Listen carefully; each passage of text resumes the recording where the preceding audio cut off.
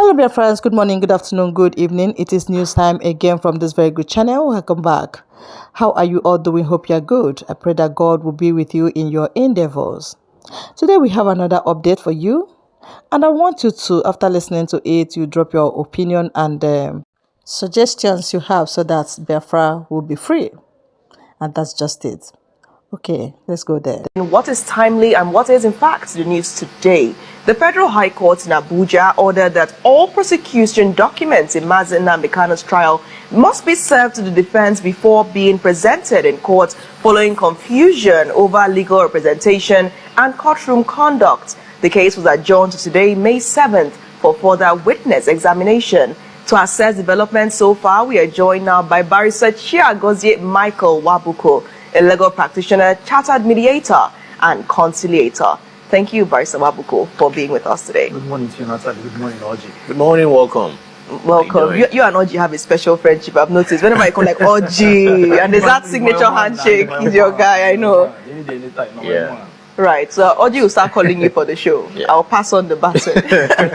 Whenever it's time, I'll tell him to call you. Well, a lot is happening right now, evidently. Nnamdi Kanu's trial has continued, and in an accelerated fashion. We've heard from witness PWAAA, and we've also heard from BBB yesterday. Though it was, shall we say, a little inconclusive, because eventually a letter was passed by the prosecutor to the defendants and the court, and it was not admitted before the hearing started. So there was no room for the defendants to actually cross-examine that letter or for the court to even do that. So as a result, the judge basically adjourned the case to continue today. So a lot is happening. Then let's also not forget the confusion about a certain lawyer who wanted to come into the court to also represent Mazi Kanu and was not allowed to because the judge admitted 16 lawyers only, and he was rising up onto 26. And Kanu's team did not appear to know who this lawyer was that wanted to join the team, Nnamdi Kanu's team. So there was this confusion as well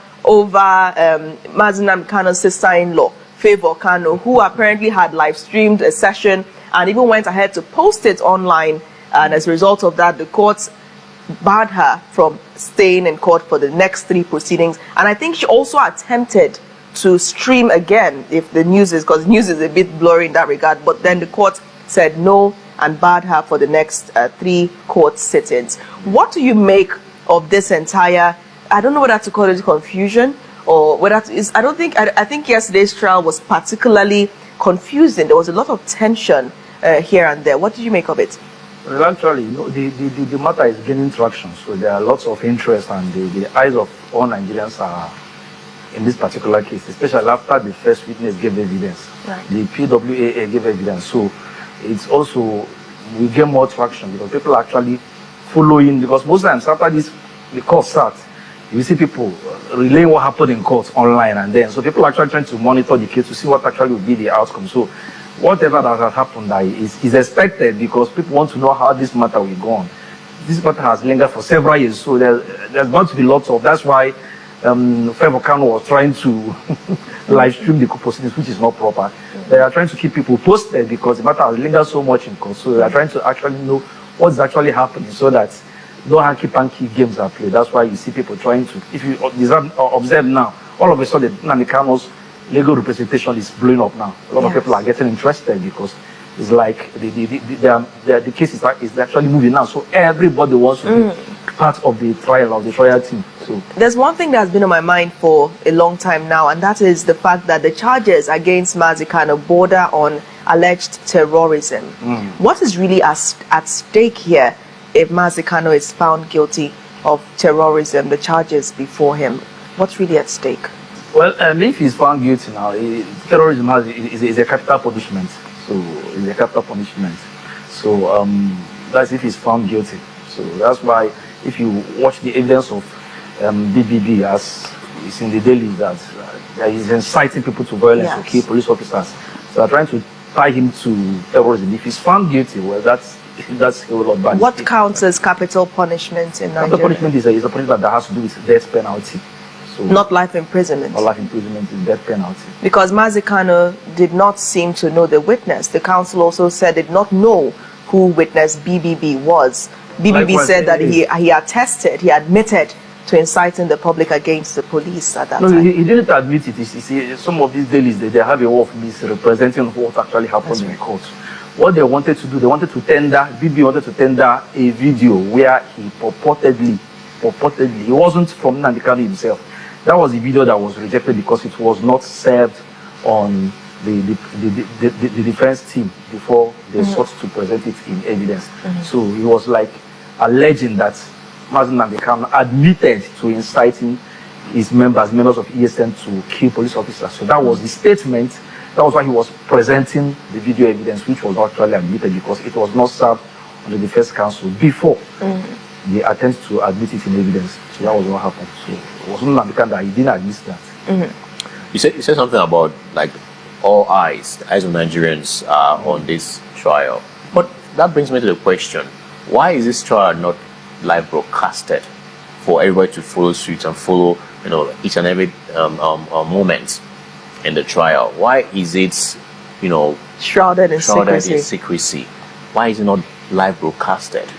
There are matters that are very sensitive, and that was why the witnesses for the prosecution are hooded in the sense that they give the evidence behind the scene, so we are not allowed to see them. Reasons because the lead counsel for the prosecution, Chief Ademoyega Awomolo, says that it's for the security. Nnamdi Kanu is standing trial for terrorism, so they are actually trying to protect the witnesses from being attacked, in quotes, by voice of Nnamdi Kanu. So if they are doing that, so the matter is a sensitive one, because if you throw everything open now, people are bound to draw conclusions. If the judge makes a pronouncement, people may misunderstand a pronouncement, and maybe at the end of the day, the life of the judge may be an issue. So I think it's better, it's not live broadcast. Nnamdi Kanu has adequate representation to make sure his interests are protected. So, okay, speaking about adequate representation, now more clarity on the mild drama that ensued yesterday. Now, the name of the lawyer who basically wanted to come into the courtroom to represent Mazi Kanu is one Charles Ude. And he battled to be included in the legal team of the Biafra Nation agitator Nnamdi Kanu. And in response to the drama, Kanu's lead counsel, Aloy Ejimako, said, "My lord, I don't know him, and he is not a member of the team." He then asked Kanu and for further confirmation, who said, "This is my counsel," pointing at Aloy Ejimako. "The matter has to go on. Some other time we can accommodate him." Him in this case refers to the barrister Charles Ude. Yes. What do you make of that drama? That's what I'm saying now. Now the matter is moving, and a lot of people want to be associated with him. Now this time around, people are now coming out to say that this case is now moving. So this young man tries to get crashed into the legal representation. For me, as far as I'm concerned, he's not a member of the legal team. We know those who are in the legal team. Why would he want to do that? Why would he want to impose himself? Well, maybe for popularity, so that at the end of the day, he will come up and say, "Hey, I was part of the persons that represented Nnamdi Kanu." So he was not part of the team, and every legal team is headed by a senior lawyer. So, and you cannot get crashed into representing somebody. The client must know you and engage you in a team. In fact, if a matter is called up, the most senior, who is the lead counsel, will introduce those who are appearing with him. Obviously, Charles Ude is not a member of the legal team, so I think he was just pursuing personal interest. Maybe he's trying to chase clout with that. Was there anything wrong with that action? Was there anything wrong? It's terribly wrong. I can't go to court and try to jump in somebody's case and say I want to represent somebody who doesn't even know me. What's wrong with that? It's bad. It's misrepresentation. I cannot come to a court because a matter appears to be a popular matter, a matter that has gone viral, and say I'm part of your legal team. The accused doesn't even know you. Would this be everybody's saying that this case is changing trajectory at this point in time? We actually seen Mazi Kanu in the court yesterday. His calm demeanor and countenance. He wasn't even stressing. It was just there, right? These days, the proceedings are going and people are aligning. You can see his attorneys and all that. So everybody's aligning and falling in line. Does this somewhat show that there is lights at the end of the tunnel? I believe that the writing will be done now. When it was under Justice Bintanyako, there were lots of agitation and chaos. But then when you go to Justice Omotosho, I think Nnamdi Kanu is comfortable with Omotosho handling the matter. So that is why he's not raising any. You don't see him shouting again. He comes to the court, maintains his demeanor, calm demeanor, and then I believe that something positive will come out of it.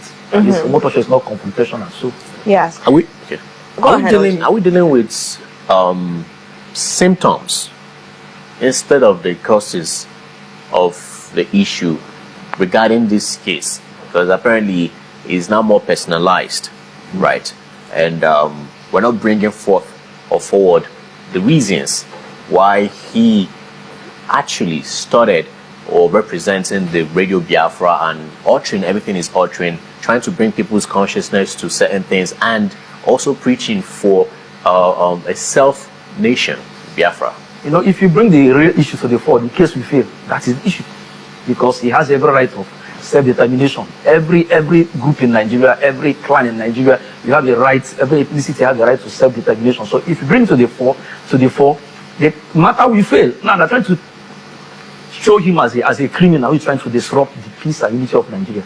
That is the picture they're trying to paint. So if they try to look at the root causes, which is that the section of people said we don't want to stay in Nigeria, we want self-determination, which is guaranteed rights world over.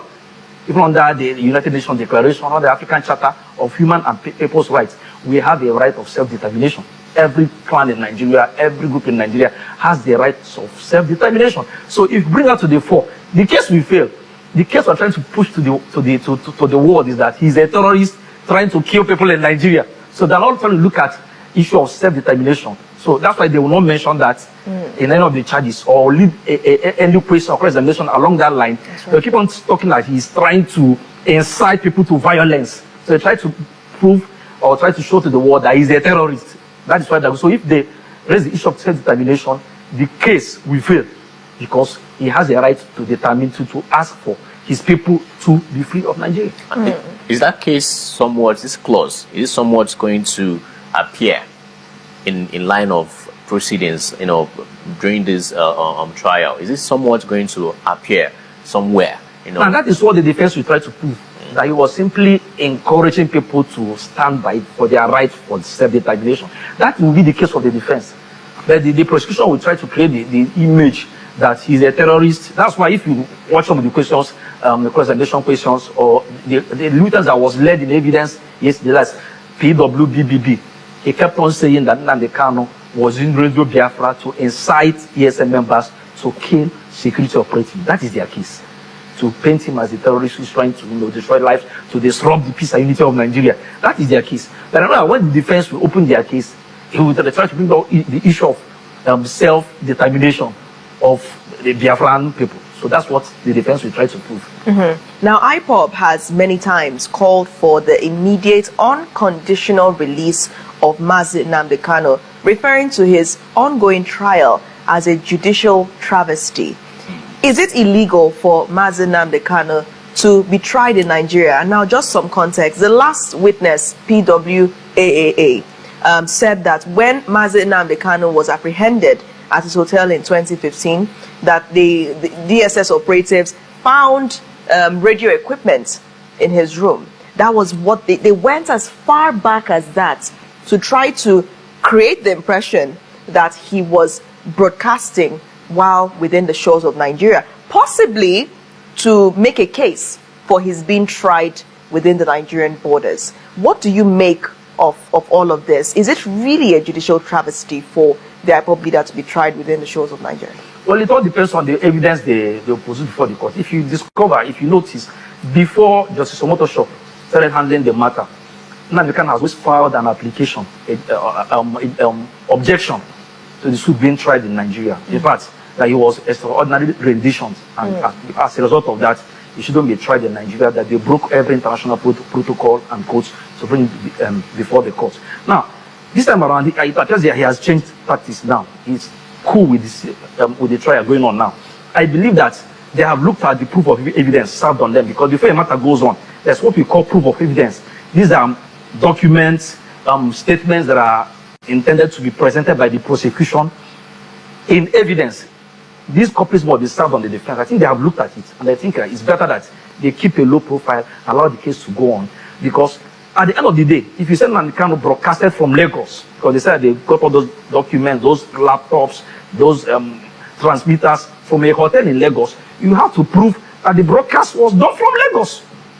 The fact that you got all those allegedly in the hotel in Lagos, is not a conclusive proof that Radio Biafra was broadcasting from Lagos. So you have to do the necessary things, get IT guys, do forensics to prove that all the particular broadcast you are looking for were broadcasted from Lagos. That's right. The cross-examination is expected to continue today, and the court probably believes and hopes that the defendants and rest of the courtroom have been presented with that controversial letter that led to the adjournment of yesterday's case. What do you think would be the turnout? What do you, what do you think are the possibilities of today's court hearing when once again the court sits? Well, if those things are not produced, the matter will be further adjourned, because, like I said, that's what we call proof of evidence.